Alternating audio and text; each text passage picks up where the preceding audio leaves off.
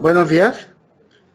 A finales del 2019 se identificó un nuevo coronavirus, ahora conocido como síndrome respiratorio agudo severo, coronavirus 2, también conocido como SARS-CoV-2, el cual fue la causa de un grupo de casos de neumonía atípica en Wuhan, una ciudad de la provincia de Hubei en China. Dicha enfermedad se propagó rápidamente, lo que resultó en una pandemia mundial. En febrero del 2020, la Organización Mundial de la Salud nombró la enfermedad COVID-19, que por sus siglas en inglés significa Enfermedad por Coronavirus 2019. Actualmente, las vacunas para prevenir las presentaciones más severas de la infección por SARS-CoV-2 se consideran el enfoque más prometedor para frenar la pandemia y se están aplicando enérgicamente. A finales del 2020, más de 40 vacunas candidatas contra dicha infección estaban en ensayos humanos y existían más de 150 ensayos paraclínicos. Actualmente la Organización Mundial de la Salud mantiene una lista actualizada de vacunas. Para hablarnos de esta vacuna y de todo el panorama, tenemos a la doctora Paulina Valdés Anguiano, médico pediatra adscrita de la Clínica de Especialidades Churubusco. Bueno, perfecto, muchísimas gracias. Muchas gracias por la invitación. Una disculpa que no puede estar ahí de manera presencial, pero las obligaciones de la clínica ameritaban la presencia por lo pronto aquí en esta unidad. Entonces, como bien lo menciono, soy la doctora Paulina Valdés Anguiano, soy pediatra egresada del Centro Médico Nacional 20 de noviembre. Actualmente soy subdirectora médica de la Clínica Especialidades Coscesis Churubusco, para la cual vamos a hablar el día de hoy sobre la vacunación al respecto del COVID-19. Como bien lo mencionaban, prácticamente los temas que vamos a tratar prácticamente son generalidades del COVID-19, ya que tenemos que saber la identificación o las características del virus para que a partir de eso se haya podido generar las nuevas vacunas, para poder tratar de generar una respuesta y evitar que tengamos altos índices de mortalidad. Al mismo tiempo, tenemos que saber las características per se que nos da un esquema de vacunación, para que a su vez podamos identificar los tipos de vacunas que existen y podamos garantizar la presencia de la inmunidad que se va a asociar al COVID-19 y sobre todo con las múltiples variantes que se han descrito hasta la actualidad. Entonces, en general, el COVID-19, como bien lo mencionaban, es una enfermedad de vías respiratorias. Este va a ser secundario a la infección por un coronavirus. Inicialmente, la primera secuenciación que se hizo por completo del coronavirus fue el 12 de enero del 2020, en el cual se le dio la clasificación de novel coronavirus, por eso es que tenía esa clasificación 2019N de novel de coronavirus. Actualmente, ya una vez que se tuvo la secuenciación completa, en el cual se pudo identificar que había algunos segmentos que eran similares a los coronavirus que nos habían producido enfermedades de tipo respiratorios como el SARS, que se presentaron en años previos. Entonces, a partir de eso se pudo dar la clasificación o la denotación por completo del SARS-CoV-2. Entonces, esto nos da una pauta muy importante con respecto a la fecha de que una vez que se tiene la secuenciación genómica completa del virus, es aquella que nos marca la pauta para que se puedan empezar la carrera para generar la vacuna que nos pueda ayudar a protegernos contra estas cepas en particular. En general, un coronavirus es un virus de tipo ARN, a diferencia de otros tipos de virus, los cuales tienen la característica de ser esféricos. Se asocian a infecciones de vías respiratorias superiores y pueden ser desde un cuadro leve hasta enfermedades muy graves. En general, al hablar de coronavirus no es un tema nuevo. Los coronavirus los hemos tenido en nuestro medio ambiente circulando por muchísimos años, donde tenemos muchos estirpes de coronavirus. Sin embargo, pocas ocasiones hemos encontrado estos virus que nos generan como tal la capacidad de contagio de manera exponencial, de tal manera de que se vuelva un riesgo sanitario y un problema de salud pública. Prácticamente habíamos pasado los últimos 100 años sin habernos presentado con un cuadro o una epidemia como la que estamos en el momento actual, como una pandemia. Entonces, Prácticamente la pandemia actual se reportó por primera vez el 31 de diciembre del 2019, y esto es por parte de la ciudad de Wuhan, en la provincia de Hubei, en China. Prácticamente aquí se describió por primera vez 27 casos asociados a neumonía con características que no eran las convencionales, a las cuales le llamaron un síndrome respiratorio agudo de etiología desconocido, y este se pudo asociar prácticamente con un foco infeccioso a un mercado de mariscos y animales. Es muy importante que no perdamos en consideración y que no olvidemos el primero que describió como tal esta enfermedad, a pesar de las políticas con respecto al compartir la información que se lleva a cabo en China. El doctor Li Wenliang fue el primero que lo describió esta patología, y lamentablemente pues también tuvo que fallecer asociado a la misma. En México, ¿cómo nos ha ido con respecto a esto del coronavirus? Pues bueno, vamos a ver que prácticamente en México se confirmó el primer caso en el Estado de México el 21 de febrero de 2020, era un caso importado, prácticamente era una persona que había viajado a Italia, ahí ya se encontraba como tal este proceso infeccioso activo, y actualmente llevamos más de 3.291.000 casos totales. Entonces, prácticamente en esta tabla podemos identificar cómo es que ha ido evolucionando esta situación. Cuando empezó la situación de la contingencia, lo mencionamos que prácticamente se describió el 31 de diciembre del 2019. Prácticamente 7 días después ya se había identificado que había casos fuera de lo que era China. Incluso esto se ha ido diseminando paulatinamente hasta que llegó a nosotros el 21 de febrero en México, y a partir de eso nos ha generado las múltiples oleadas en las cuales nosotros nos hemos encontrado inmersos y que se han asociado prácticamente al contagio con el COVID-19.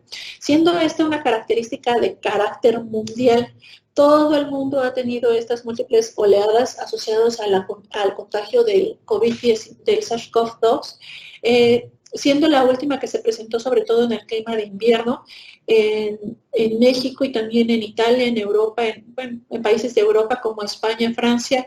Se pudo identificar esta oleada donde se incrementaron exponencialmente el número de casos, y al mismo tiempo aquí teníamos como tal un factor importante, que se empezó a descubrir distintas variantes con respecto al SARS-CoV-2.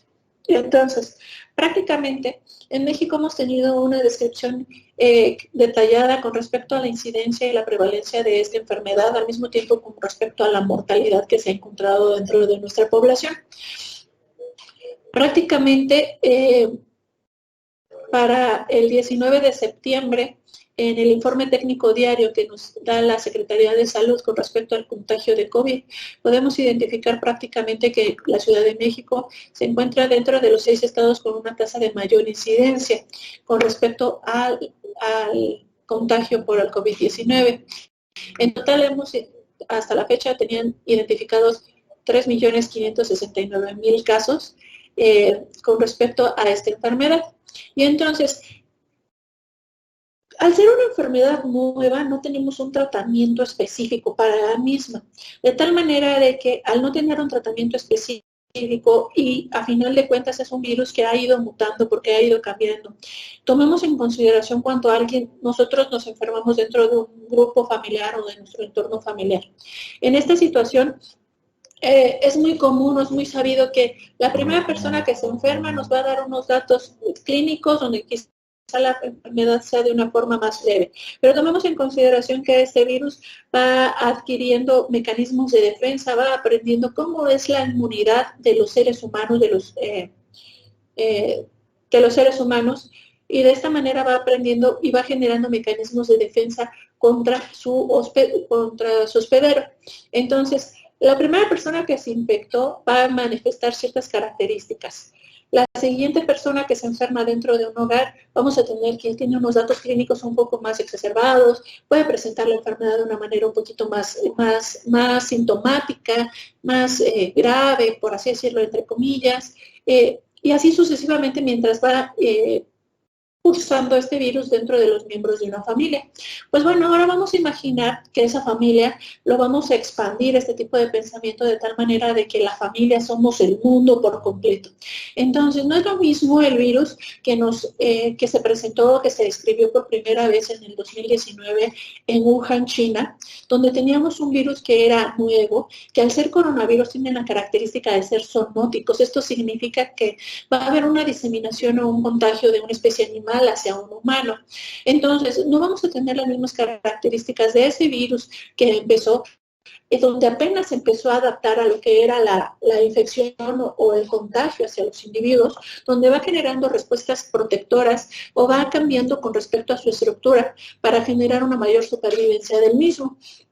Entonces, al virus que tenemos actualmente circulando dentro de nuestro entorno, asociado a que pues ya pasó por China, ya pasó por Rusia, ya pasó por Alemania, ya pasó por Italia, ya pasó por España, ya pasó por Estados Unidos, ya llegó a México, y entonces esto ha generado que tenga ciertos cambios o ciertas variantes con respecto a la estadificación del virus.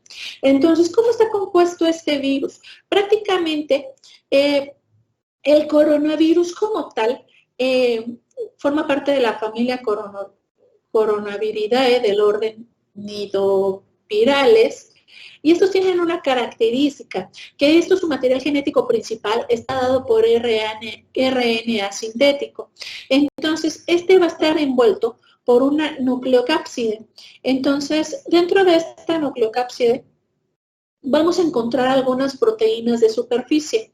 Estas proteínas de superficie son las que nos van a dar o le van a conferir la capacidad de poder introducirse dentro de nuestras células.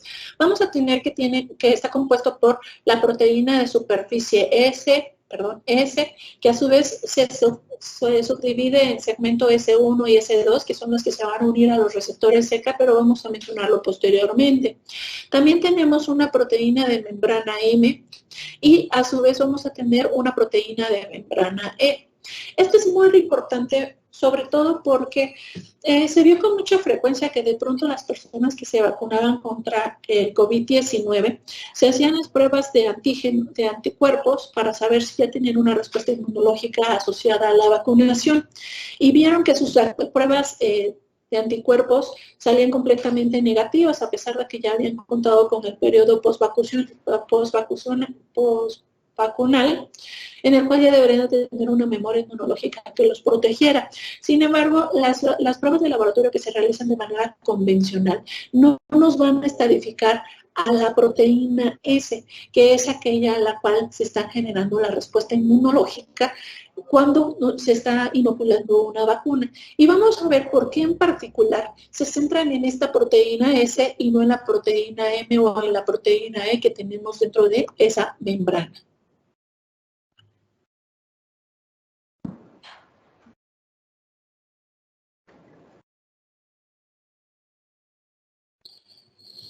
Entonces, una vez que tenemos la infección del coronavirus, vamos a ver que prácticamente la patología o la enfermedad asociada al coronavirus no va a estar dada prácticamente nada más por la unión, sino que esta proteína o es la glicoproteína spike, es esa que se va a unir a los receptores SECA. Una vez que entra dentro de los receptores SECA, se va a ir migrando con respecto hacia los alvéolos de nuestro parénquima pulmonar del espacio, y posteriormente dentro de esos alvéolos vamos a tener que generar una respuesta inmune inflamatoria que prácticamente es exacerbada, que contiene una serie de citocinas muy importantes y de factor de necrosis tumoral, la cual nos va a generar como tal una lesión asociada al parénquima pulmonar. A su vez, esto se ha visto que mientras mayor lesión a nivel del parénquima pulmonar, vamos a tener un mayor índice con respecto a la enfermedad grave asociada al COVID y por consiguiente a la muerte. Y entonces, vamos a ver qué pasó con respecto a la vacunación. Bueno, pues prácticamente la vacunación es la única manera que nosotros tenemos para poder mitigar este proceso infeccioso a nivel mundial, al ser considerado una pandemia. Entonces, prácticamente vamos a ver que en el mundo se han encontrado áreas o zonas donde se ha encontrado una mejor cobertura con respecto al esquema de vacunación. Pero debemos de tomar en consideración o no perder de punto de vista lo relevante, que nosotros no somos un país que tenga estas empresas que tienen la capacidad de generar que cuentan con una infraestructura para la producción de las distintas vacunas.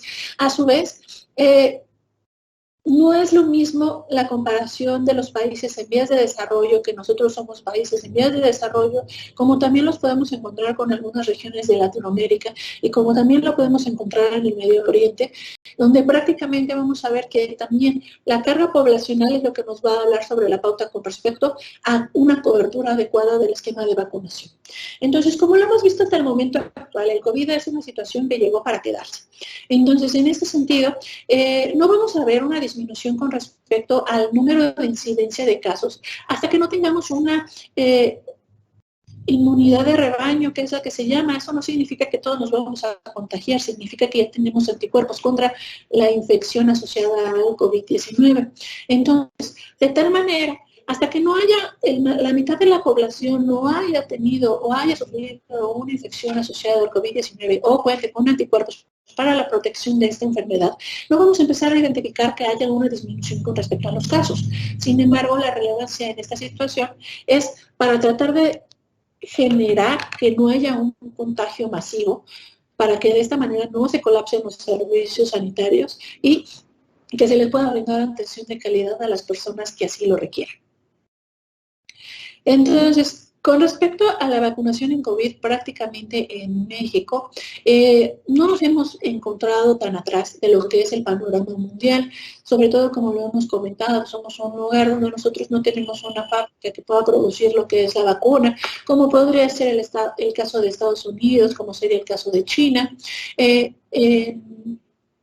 Rusia también tenemos pero ahí por la densidad poblacional es un poco más difícil que se pueda cubrir por completo esa población. Entonces, si nosotros hacemos un análisis global o general de cómo está nuestro país con respecto al panorama mundial, así como nos pasó con los guantes o los cubrebocas, donde de pronto hubo un desabasto de los mismos, no hay una empresa o una industria manufacturera para que nos pueda generar la producción de vacunas todas al mismo tiempo con la finalidad de que nos pueda alcanzar a cubrir al ancho de la población en total.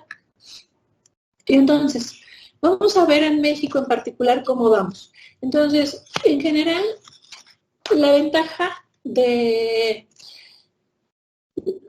nuestra vida actual es que prácticamente tenemos muchísimas fuentes de información.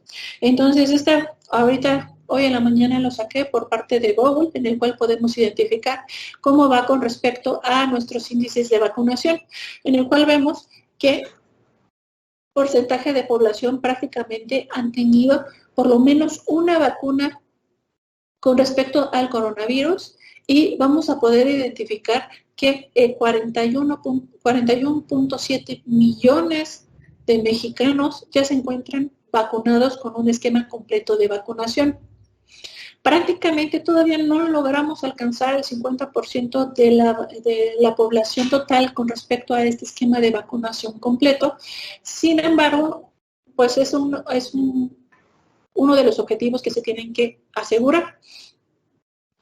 Entonces, prácticamente en México es como se tiene contemplado que se va a alcanzar una mayor cantidad de personas. Y aquí podemos identificar las principales vacunas que se encuentran dentro de que contamos en el país para poder generar estos mecanismos de protección contra el coronavirus. Entonces, vamos a ver que hay distintos tipos de vacunas y es muy importante que eso que es muy común. Yo no quiero la vacuna CanSino porque esa no la aceptan en Europa, todavía no la han reconocido. O yo no quiero la Sputnik, o me han dicho que la vacuna AstraZeneca me da muchos efectos secundarios, entonces mejor me espero a que haya una vacuna disponible el próximo año. Entonces, la condición epidemiológica nacional e internacional no va a mejorar hasta que la población no se encuentre vacunada. Y es por ahí donde nos dicen que cuál es la mejor vacuna, la que tengas al alcance, la que tengas una mayor disponibilidad para poderte tener. Porque vamos a ver que prácticamente con las nuevas variantes que tenemos con respecto al coronavirus, todas estas siguen siendo capaces, siguen teniendo una eficacia que sea significativa, que nos genere una protección y sobre todo nos genere una protección contra las enfermedades graves. Sin embargo, si no nos encontramos vacunados, vamos a tener un mayor índice de mortalidad asociada a la infección por el COVID-19. Y entonces, ese es más o menos el panorama que se tiene de manera actual con respecto al esquema de vacunación.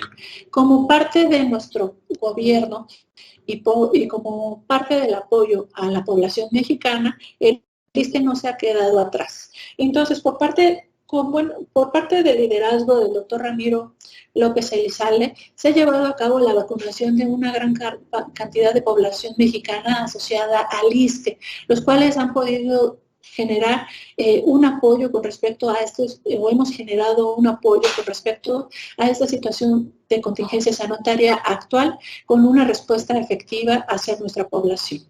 Y entonces, vamos a ver en general en México que hay distintos tipos de vacunas, que estas están autorizadas y que vamos a ver que algunas de ellas se encuentran en fase 3 o en fase 4 de ensayos clínicos. Hoy amanecimos con la buena noticia que la vacuna de Pfizer, la cual veíamos que era aprobada su uso para niños entre 12 y 17 años, ya se identificó, actualmente se encuentra en fase, acaba de salir de fase de ensayo clínico 2 a fase de ensayo clínico 3, la vacuna de Pfizer, en la cual asegura o asevera que tenga una respuesta inmunitaria adecuada en niños en un grupo de población de 5 a 11 años de edad, considerando que esta es una situación muy importante, sobre todo por el foco infeccioso que es, o contagioso que se asocia prácticamente en la infancia. Entonces, es muy importante o es una noticia maravillosa podernos dar cuenta con respecto a esta característica. Lo único que se identificó con respecto a estos nuevos estudios con respecto a la vacuna de Pfizer para la aplicación en niños de 5 a 11 años es la diferencia con respecto a la dosis. Actualmente se da una dosis de 30 microgramos en adultos y se da una dosis de 10 en niños para que de esta manera genere una respuesta inmunológica adecuada sin presentar efectos secundarios que contraindicara el uso en este grupo poblacional.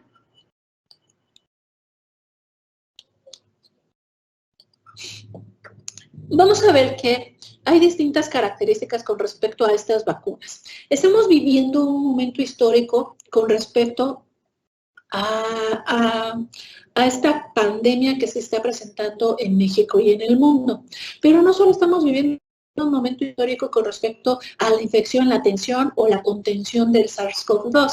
También estamos viviendo un momento histórico con respecto a la aplicación de ciertas vacunas, como ahorita lo vamos a ver. Entonces, ¿qué es lo que se necesita para que se pueda permitir la producción en masa de una vacuna? Pues bueno, una vacuna se considera igual que el resto de las sustancias como un fármaco. Un fármaco es una sustancia química que es capaz de producir un efecto biológico. Bueno, entonces en ese sentido, una vacuna sigue siendo un fármaco. Para que podamos tener una vacuna que se encuentre comercializado de manera segura a nivel internacional, y segura hablamos entre comillas, porque considerando de que actualmente medicamentos que llevaban muchísimo tiempo dentro de uso, como por ejemplo la neomelubrina, han salido del mercado, como por ejemplo la ranitidina, han salido del mercado a pesar de tantísimos años en los cuales nosotros hemos utilizado estos medicamentos, han salido del mercado porque en estudios de fase 4, que son los que se utilizan como investigación a largo plazo, se han identificado que son factores de riesgo para algunas comorbilidades, para algunas otras patologías asociadas. Entonces, con respecto a estas vacunas, al ser nuevas, todavía no tenemos esos estudios de fase 4. Estos estudios de fase 4 los estamos diseñando, nosotros somos el grupo de estudio que se van generando estas investigaciones, y los efectos secundarios los vamos a ver en un plazo de 2, 4, hasta 10 años prácticamente. Entonces, En general, en una situación habitual, vamos a ver que en promedio la fase de investigación clínica, donde estamos hablando de una fase 1 y fase 2 de investigación, se lleva alrededor de 14 meses aproximadamente para entrar en una fase 3, que se lleva entre los 16 y en algunas ocasiones puede llegar hasta los 28 meses desde que se empieza la manufactura de la vacuna, para que a su vez ya puedan entrar a fase 4 alrededor de 30 meses después. Y entonces, ¿qué característica o qué diferencia hemos encontrado en esta situación con el COVID-19? Bueno, pues prácticamente estábamos cuenta regresiva, tenemos un índice de mortalidad muy elevado, bueno, prácticamente se consideraba la mundial que llevó de un índice de mortalidad del 5.6 al 7.1%. Sin embargo, en México pudimos ver índices de mortalidad sumamente elevados, donde en algunos lugares alcanzó el 20% o más prácticamente. Entonces, en esas situaciones, al tener una mortalidad elevada en algunas zonas, tuvo la relevancia de hacer o de priorizar la evolución con respecto a estos estudios. Pero entonces, cuando se empezaron a aplicar las vacunas aquí en México, empezó con esa contradicción de me pongo la vacuna, no me pongo la vacuna, todavía está en fase de investigación, pues hasta la fecha actual todavía está en fase de investigación, como cualquier otro medicamento que se encuentra en fase 4, donde son estudios a largo plazo. Entonces decían, es que yo no sé si es seguro aplicarme las vacunas porque todavía yo no quiero ser un conejillo de indias, no quiero saber los efectos secundarios porque todavía no está bien diseñada esta vacuna. Entonces, si nosotros vemos en este periodo prácticamente de 14 meses, tenemos un grupo de voluntarios que es aproximadamente entre 3,000 o 4,000 voluntarios.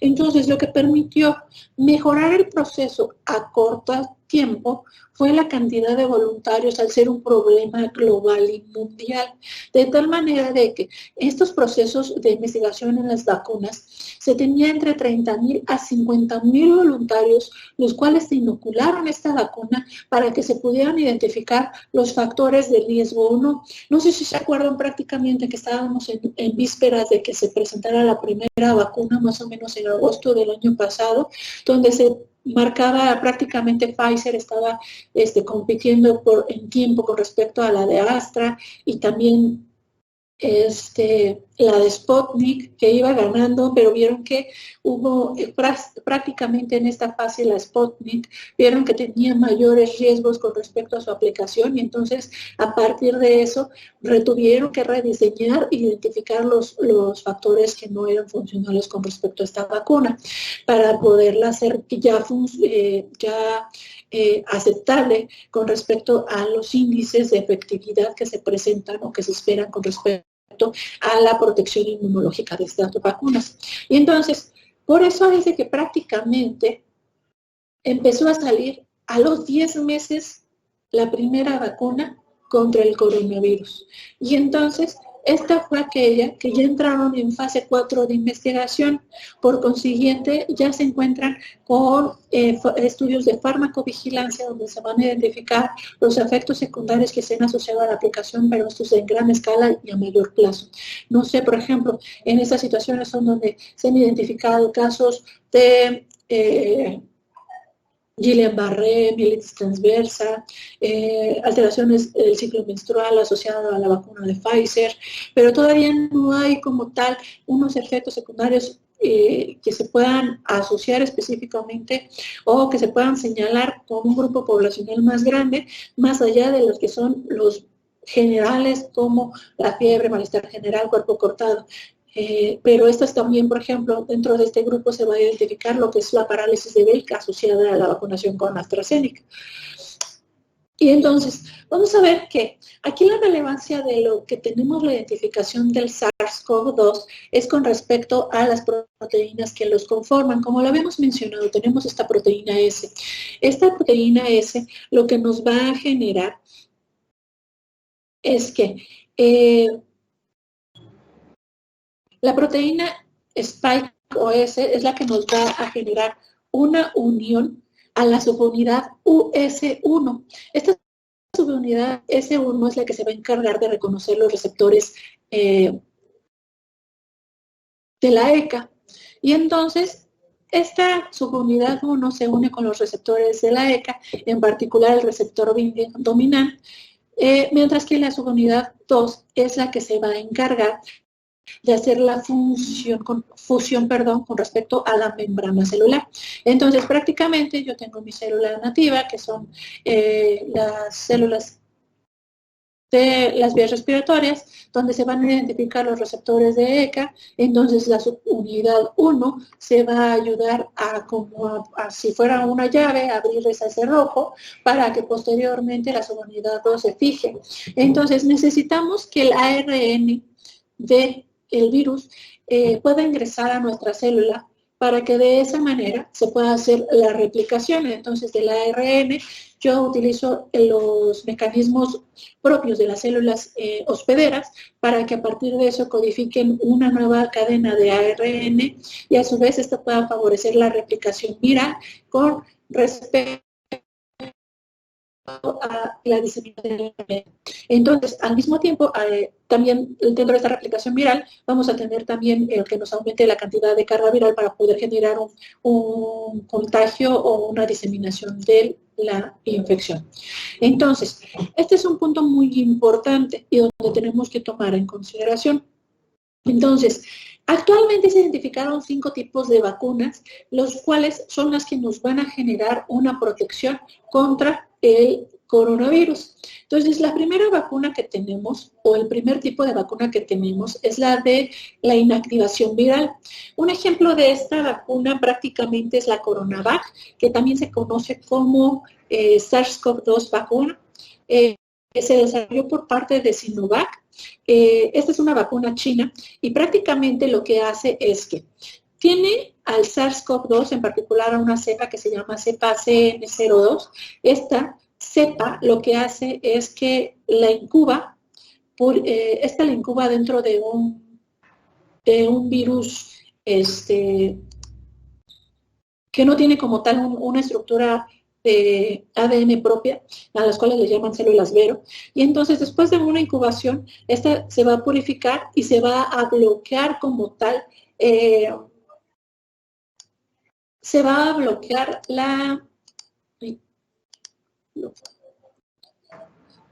al ARN, de tal manera de que va a tener los antígenos de su superficie con la finalidad de que los pongamos con respecto a una vacuna y de esta manera los detecte el organismo y va a generar una respuesta inmunológica, que lo vamos a ver posteriormente. Al mismo tiempo, también tenemos algunas vacunas que se caracterizan por tener una edición génica. Estas características de esta edición génica se caracterizan o se asocian principalmente al uso de adenovirus. Estos adenovirus en particular, el más conocido que se utilizan para este tipo de vacunas es el adenovirus 5. Entonces yo tengo el ARN propio del SARS-CoV-2 y lo voy a inocular dentro de un virus vivo atenuado. Entonces de esta manera lo que voy a generar es que ya va a tener como tal, esto me va a servir como vehículo para que pueda ingresar al organismo y entonces a su vez me muestre estas proteínas de superficie que me generen una respuesta inmunológica.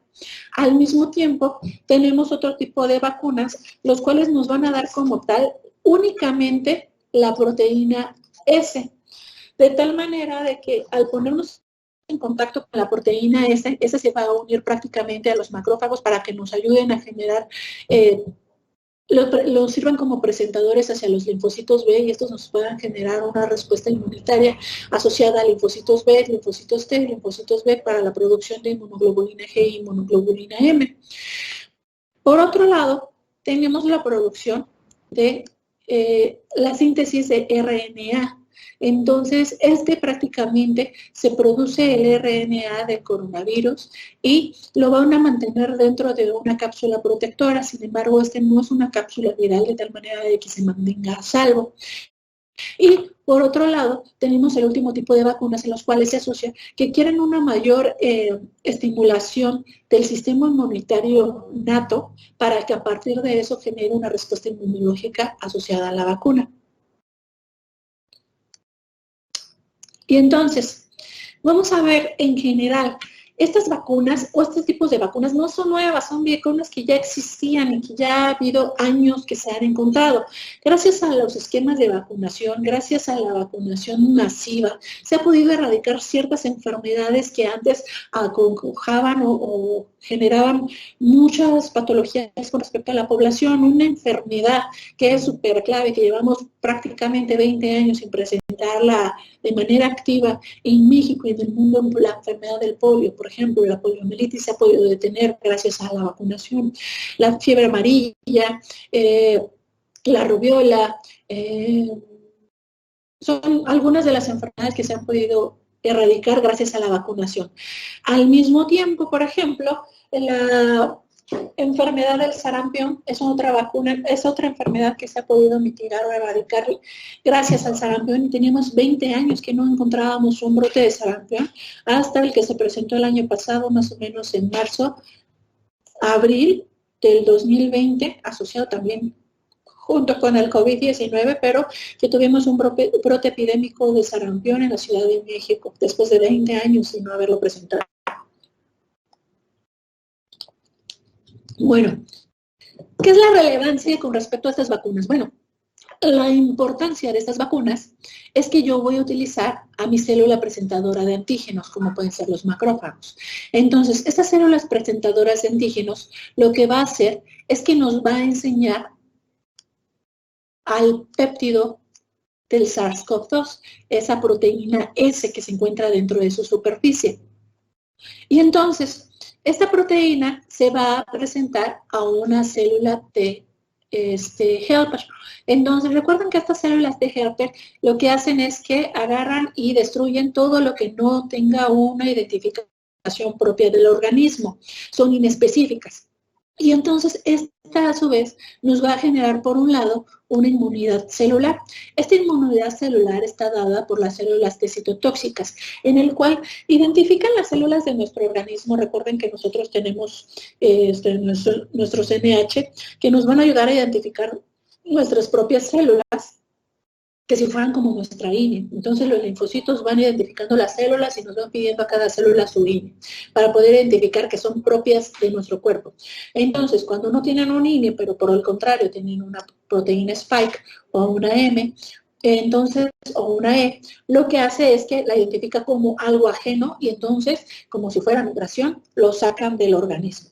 O bueno, lo tratan de destruir. Entonces, la inmunidad celular está generada por linfocitos T, donde lo único que hace es la citotoxicidad de la célula para poder generar por distintos mecanismos la apoptosis.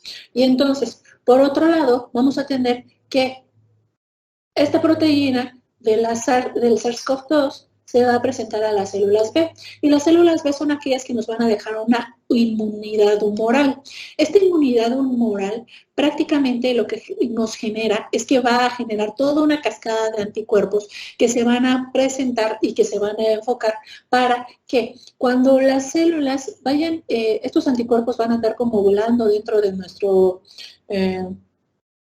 torrente sanguíneo, de tal manera de que cuando identifican que hay un antígeno, lo que hace este anticuerpo es que se pega. Cuando se pega este anticuerpo, entonces es lo que nos manda la señal de esta cadena de citocinas para llamar a los linfocitos T y que entonces empiecen a fagocitar a lo que se haya adherido este anticuerpo.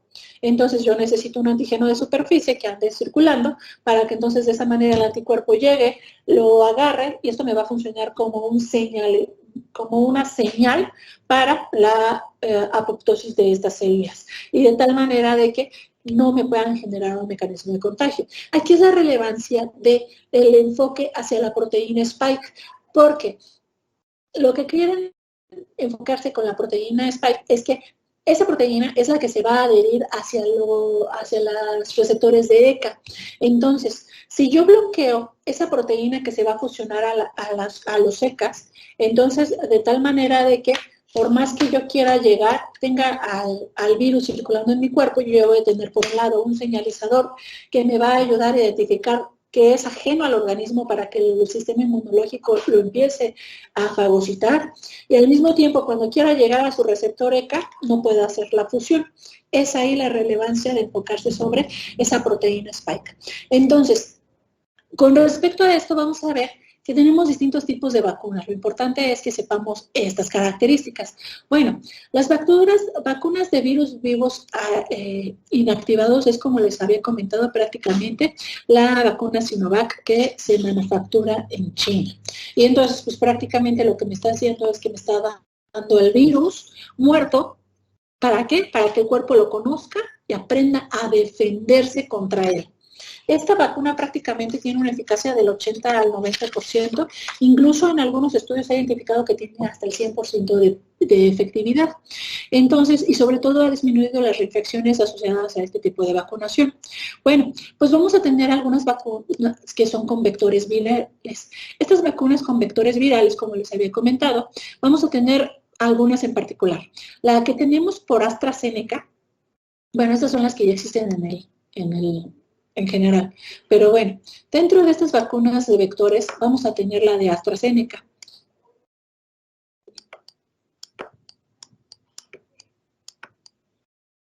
Esta vacuna de AstraZeneca prácticamente se agarra un adenovirus. El adenovirus se llama CHADOX1 y este adenovirus es un adenovirus propio del chimpancé, como les he comentado, los adenovirus tienen la característica de ser zoonóticos igual que los coronavirus.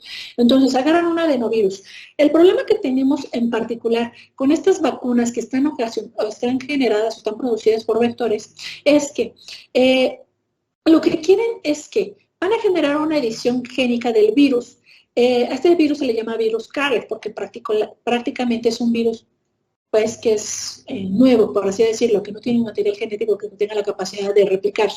Entonces, de esta manera, lo que hacen es que le ponen como tal la secuencia de replicación de la proteína S del coronavirus. Entonces, cuando le ponen esa para que codifique la proteína S del coronavirus, esto lo que va a hacer es que lo va a tener dentro de su superficie.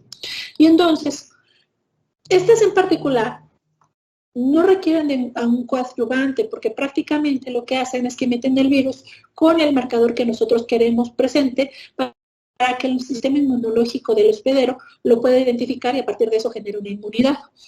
Pero vamos a tener que hay ciertos problemas. ¿Por qué? Porque adenovirus, igual que los coronavirus, tenemos muchísimos que están circulando en nuestro medio ambiente, de tal manera de que estos adenovirus lo que van a hacer es que yo ya tengo una respuesta inmunológica hacia algunos virus, de tal manera de que en algunos adenovirus, en particular el adenovirus 5, se ha identificado que yo ya tengo una inmunidad innata, una inmunidad generada contra ese adenovirus, entonces inmediatamente cuando llega, prácticamente ya no lo analizo, sino que lo destruyo de inmediato. Eso es lo que nos ha generado, lo que ha generado que haya como tal una disminución con respecto a la sensibilidad o la especificidad de este tipo de vacunas. Sin embargo, en general, se ha identificado que tras 2 dosis de la vacuna de AstraZeneca tenemos una efectividad, una eficacia del 90% en las personas que se han vacunado con 2 dosis. Y sobre todo que se ha disminuido la severidad o los casos graves asociados a la vacunación. Y entonces, prácticamente, algo importante que se ha identificado con respecto a la vacuna de AstraZeneca son los casos de mielitis transversa o también los casos asociados a parálisis facial o parálisis débil. Bueno, por ahí también hay otras vacunas que están hechas con estos vectores víricos. Otra es la que conocemos como Casino. Esta vacuna de Casino, también su nombre real es AD5NCoV, que es recombinante novel coronavirus vacuna. Entonces, este en particular es igual que la otra que les mencioné, pero prácticamente va a agarrar al adenovirus 5. Por consiguiente, es lo que nos ha generado que haya una disminución con respecto a la efectividad dentro de esta vacuna, donde prácticamente se identifica que el 97% de las personas que se vacunan con la Cancino van a generar IgGs específicos anti la proteína RBD. Sin embargo, prácticamente anticuerpos neutralizantes se han identificado dentro de un 70 hasta un 88%. Al mismo tiempo, con este mismo tipo de tecnología, tenemos la vacuna rusa, que es la de Sputnik.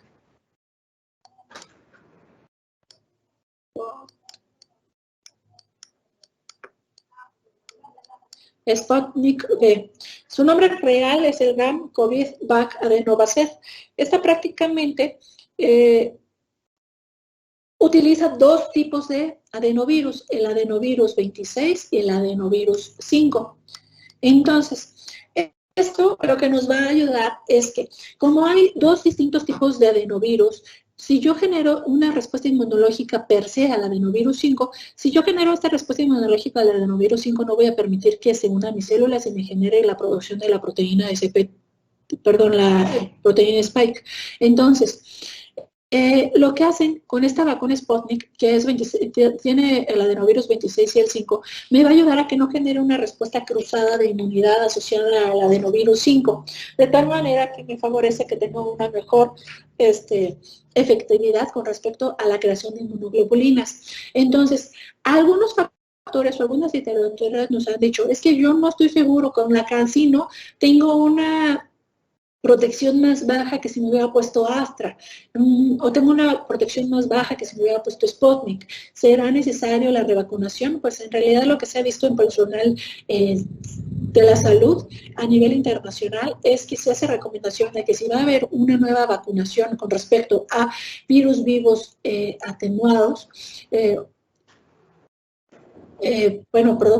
vectores víricos, entonces lo que tengo que hacer de preferencia es vacunarme con una vacuna que haya utilizado un adenovirus distinto. Entonces sería el combinar algunas de estas, porque quedamos que es adenovirus 5, quedamos que es un adenovirus completamente distinto porque es de tipo de Chengo, y es de un adenovirus 26 y es un adenovirus 5. Entonces esos son los que nos han identificado que tengan una mayor efectividad con respecto a la protección. Sin embargo, con respecto a la vacuna de Sputnik, prácticamente se identificó que se encuentra el 95% de anticuerpos neutralizantes con respecto a esta vacunación, a este tipo de vacuna.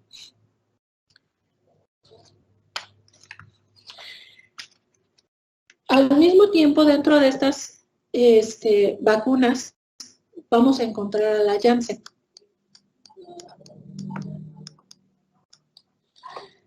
Y también va a ser producido o va a ser producida por un adenovirus, pero va a ser del tipo 26. Entonces, a su vez únicamente se va a encargar de implementar la proteína S, conformando como tal una prefusión con respecto a los receptores ECA. Y a su vez, estos nos van a generar una respuesta inmunológica asociada que nos va a generar una inmunidad pasiva, de tal manera de que se ha identificado que tiene una efectividad del 83 hasta el 100% con respecto a la conversión. Vamos a ver que nos va a proteger contra el COVID moderado en un 57 hasta un 72% y de la forma grave hasta un 85%.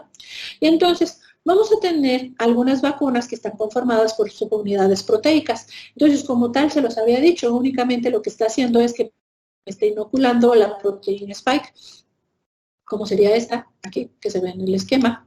Y entonces, estas vacunas lo que hacen es que son subunidades proteicas que no se introducen en el receptor de la vacuna ningún agente viral, y entonces, con esto va a generar una inmunidad, y se utilizan componentes antigénicos, los cuales van a desencadenar la respuesta inmune de memoria. Y normalmente estos componentes antigénicos son proteínas propias de lo que son el patógeno. Y entonces, dentro de estas vacunas, las que vamos a encontrar es una que se llama Novavax, que se encuentra en Estados Unidos, no la tenemos aquí como tal en México, sin embargo, forma parte del grupo de Janssen. Al mismo tiempo tenemos una vacuna recombinante que está producida en China, que se conoce como recombinante SARS-CoV-2 vacuna, HOCell, y esa se utiliza por parte de Biofarmacéutica y la Academia de China. Y entonces, estas son algunas que existen.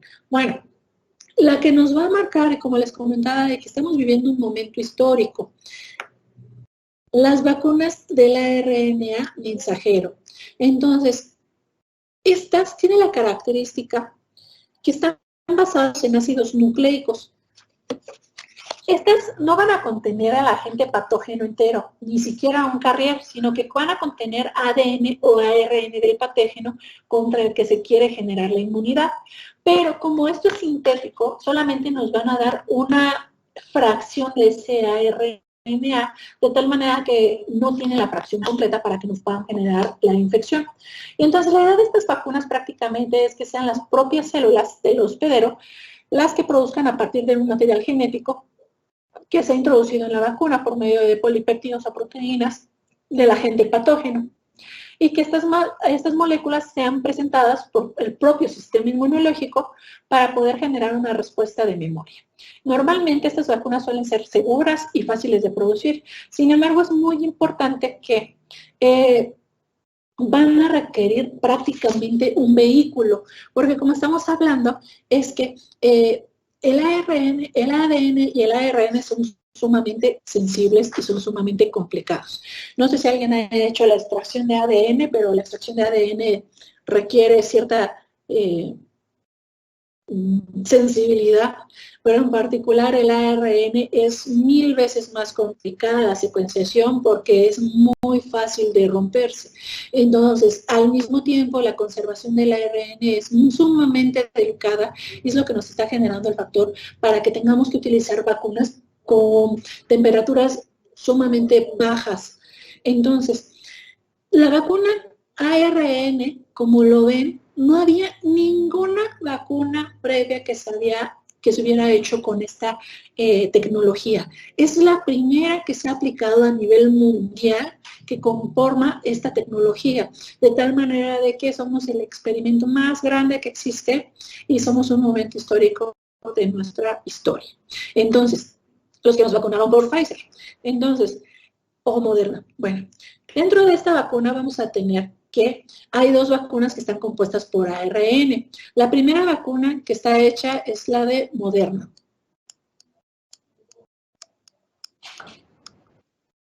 Esta vacuna de Moderna prácticamente la hicieron por parte del Instituto Nacional de Alergia y Enfermedades Infecciosas, donde se incorporó el ARN combinante de la proteína S y se pudo hacer la diseminación, se hizo el inóculo y prácticamente nos genera una protección del 93.6% hasta el 95%, protegiendo incluso hasta en un 100% de la forma severa del coronavirus. Por otro lado, tenemos la tan llamada Pfizer,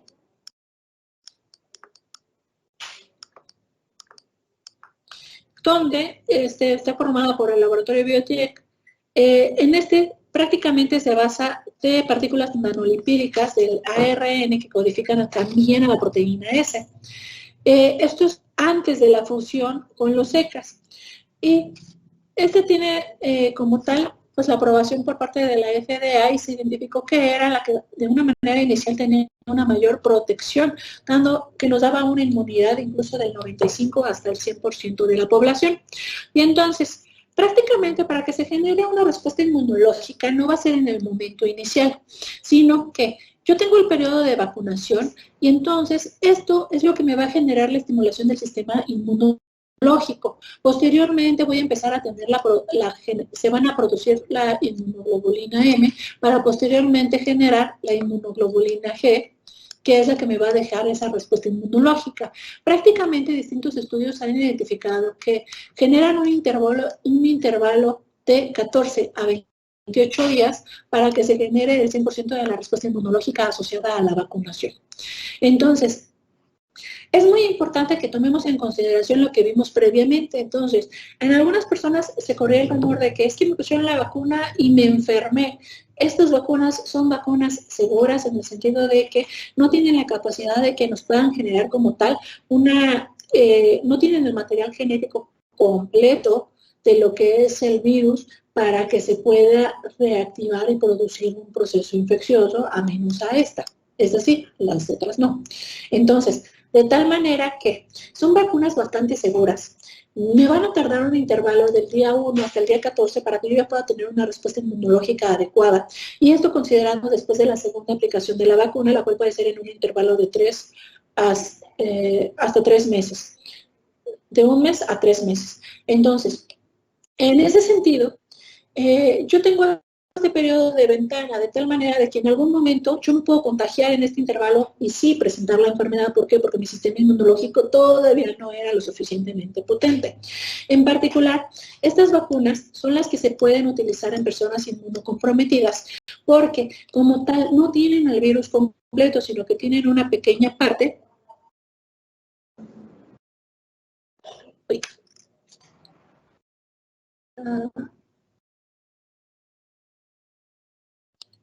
No sé si estén viendo mi presentación.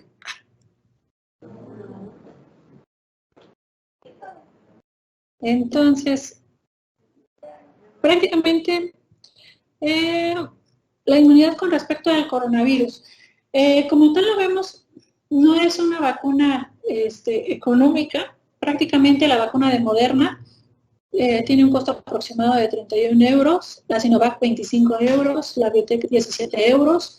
Entonces, en general, no son vacunas que sean económicas porque son nuevas y apenas se está generando como la producción. Entonces, ¿qué inmunidad es la que nos va a generar? ¿Qué protección nos va a generar con respecto al coronavirus? Bueno, pues vamos a tener que tenemos con una dosis una protección aproximadamente de lo que es el 40, el 50% aproximadamente en los primeros 3 meses, pero posteriormente con la segunda dosis de la que es la vacuna de Pfizer se ve que tiene una protección del 95% hasta el 94%, por ejemplo, Moderna.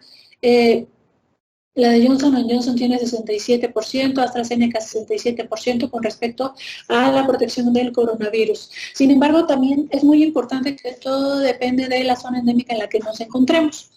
En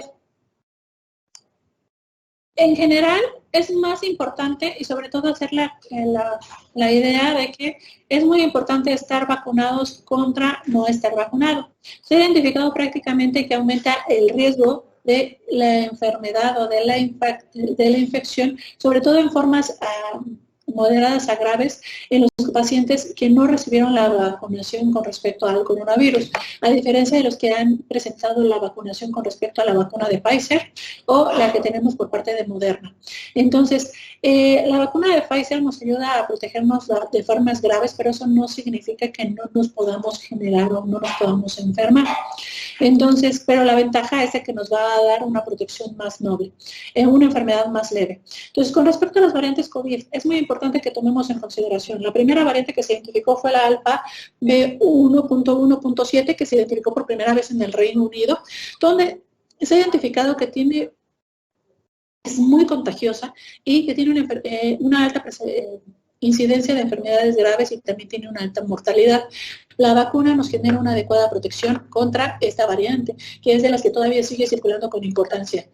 Tenemos múltiples variantes con respecto al COVID-19, una de ellas es la beta y otra es la gamma, pero la que tenemos con mayor auge actualmente es la delta, es la delta con serotipo B1 617.2. Esta se identificó por primera vez en India, donde se ha identificado que es mucho más fácil de propagación que el resto de las variantes, donde se ha visto que sí tiene como tal enfermedad grave, no es más grave que la variante alfa, sin embargo es más contagiosa.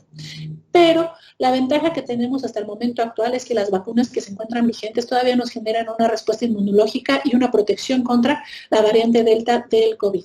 Entonces, prácticamente la inmunidad de la variante del COVID-19, la alfa con respecto a la delta, en los últimos estudios que se han identificado, vamos a ver que siguen teniendo un buen factor de protección a la diferencia de no encontrarnos vacunados.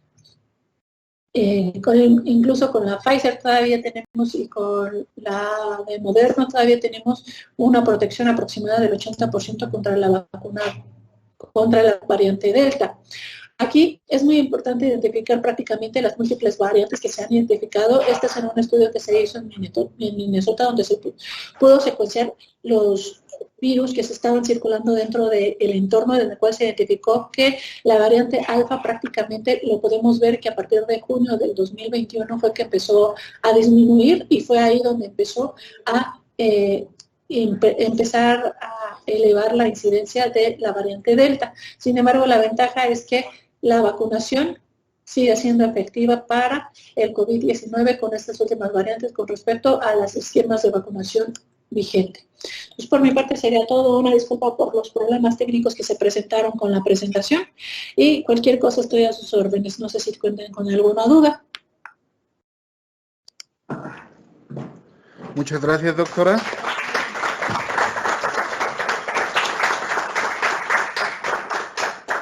¿Alguna pregunta para la doctora? Doctora, al parecer no hay preguntas. Muchísimas gracias. Le hacemos llegar la constancia y muchas gracias, doctora. Una disculpa por no llegar y la otra por los problemas técnicos, pero bueno, son cosas que pasan. Muchas gracias por la invitación. Gracias, doctora. Hasta luego.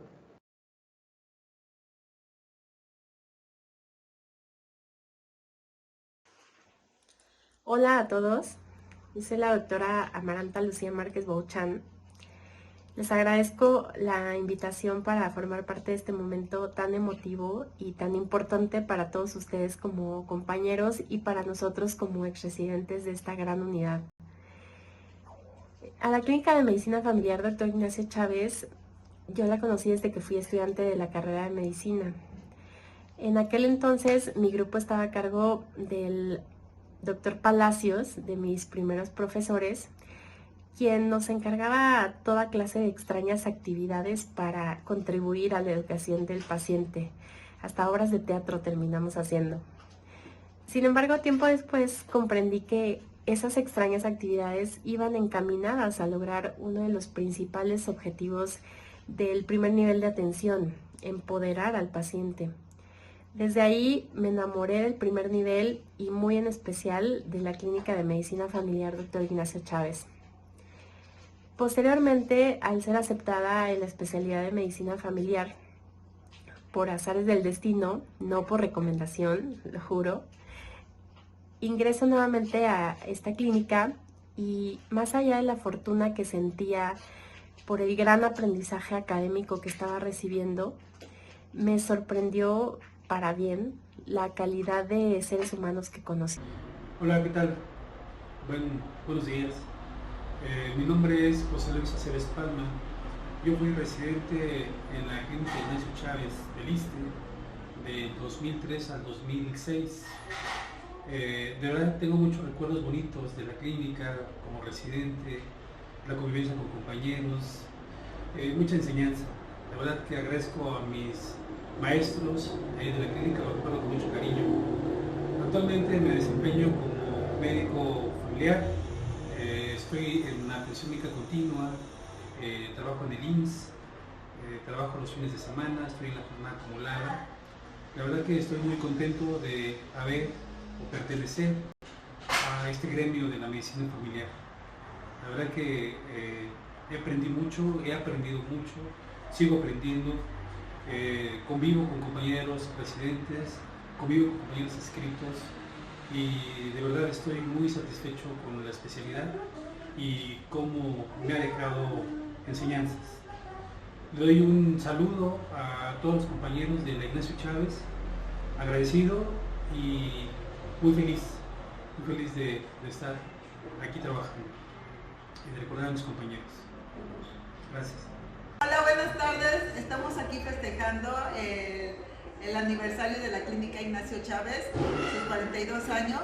Estamos muy contentos y aquí estamos mis compañeros. Soy la doctora Amalia Álvarez, fui residente de ahí, de la generación 22, de la generación Boschetti, muy orgullosamente. Entonces, muchas felicidades y muchos abrazos para todos los que se están formando ahí. Buenas tardes, soy la doctora Gabriela Lara Palomino, médico familiar egresada de la Clínica Ignacio Chávez. A todos mis compañeros, maestros y amigos que siguen trabajando y laborando ahí, les mando un saludo cordial, un abrazo por el 42 aniversario de la Clínica Ignacio Chávez, que forma excelentes médicos familiares. Generación Boschetti. Buenas tardes, yo soy la doctora Sandra, también fui generación 22, estábamos haciendo cuentas y pues nada, muchas felicidades a todos. Felicidades Clínica Ignacio Chávez y mucho agradecimiento y cariño para todos. Hola, buenas tardes, soy el doctor Filiberto Barrios Vázquez. Yo soy de la generación no sé, pero estoy del año 2000-2003. Ahí la verdad que muchas felicidades a la clínica, que fue mi casa durante 3 años y después durante 15 años más. Ahorita ya no me encuentro ahí, pero la verdad que ahí dejé muy buenos amigos y muchas felicidades por esos 42 años. Buenas tardes, mi nombre es Raúl Aguilar Maturano, egresado también de la Clínica Ignacio Chávez, con mucho orgullo. Les mando un fuerte abrazo y un placer haber convivido con ustedes, que se la pasen muy bien en este aniversario. Gracias. ¡Felicidades! Yo soy Carlos Ramírez, soy residente de primer año de Medicina Familiar y bueno, ahora en el 42 aniversario de la clínica, pues solamente quiero comentar que estoy muy orgulloso de pertenecer a esta institución, principalmente en esta clínica como cuna de la medicina familiar. Y bueno, muchas felicidades a todos los que pertenecen a esta clínica y a esta institución. Gracias. Hola, mi nombre es Yanko, soy médico residente de la Clínica de Medicina Familiar Ignacio Chávez y es para mí pues un honor saber y pertenecer, mejor dicho, a esta clínica en su 42 aniversario. Muchas felicidades. Soy Eder Dorantes y quiero felicitar al ISSSTE y a la Clínica Ignacio Chávez por su aniversario. Y estoy muy contento de formar parte de esta institución. Gracias. Hola, yo soy Silvia Itzel Mesa de la Peña, soy residente de segundo año de la especialidad de Medicina Familiar. Estoy orgulloso de pertenecer al ISSSTE, más a esta mi casa, la Clínica de Medicina Familiar Dr. Ignacio Chávez. En este su 42 aniversario, no puedo expresar con otras palabras de agradecimiento lo mucho que he aprendido por parte del personal, por parte de la institución. Espero que sigamos cumpliendo muchos años más y que mejoremos. Gracias. Hola, mi nombre es Ángel Octavio, soy médico residente de primer año de la Clínica Ignacio Chávez y quiero externar mi felicitación por su 42 aniversario y ser parte de esto. Hola, soy Paloma Moreno, soy residente de Medicina Familiar y quiero felicitar a la clínica por estos 42 años. Me siento muy feliz y contenta de pertenecer a esta hermosa casa de residentes y médicos familiares. Saludos. Hola, mi nombre es Sara Agua y soy residente de primer año de Medicina Familiar de aquí de la institución Clínica Familiar Ignacio Chávez, cuna de la medicina familiar.